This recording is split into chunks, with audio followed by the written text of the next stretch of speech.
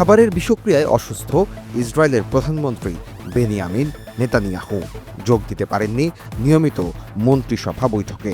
এমনকি স্থগিত হয়েছে তার বিরুদ্ধে দুর্নীতি মামলার শুনানির তারিখও। আর এ তথ্য নিশ্চিত করেছে ইসরায়েলি গণমাধ্যম Times of Israel.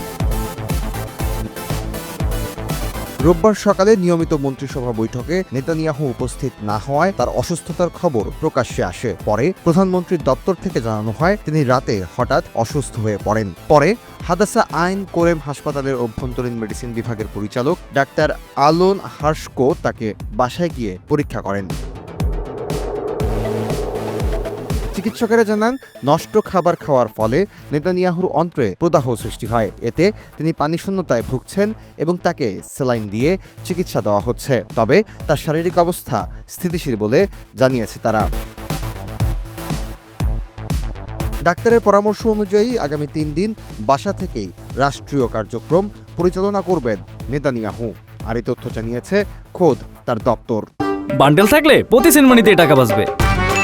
BKash send money bundle কিনে জিতুন প্রতি লেনদেনে। তবে সবচেয়ে গুরুত্বপূর্ণ ব্যাপারটি হলো তার অসুস্থতার কারণ দেখিয়ে স্থগিত করা হয়েছে তার বিরুদ্ধে আনা দুর্নীতি মামলার শুনানি। সোমবার ও মঙ্গলবার তার বিরুদ্ধে এ শুনানি হওয়ার কথা ছিল। আদালত গ্রীষ্মকালীন ছুটিতে চলে যাওয়ায় 5 সেপ্টেম্বরের আগে শুনানি হওয়ার কোনো সম্ভাবনা নেই বলেও জানা গেছে।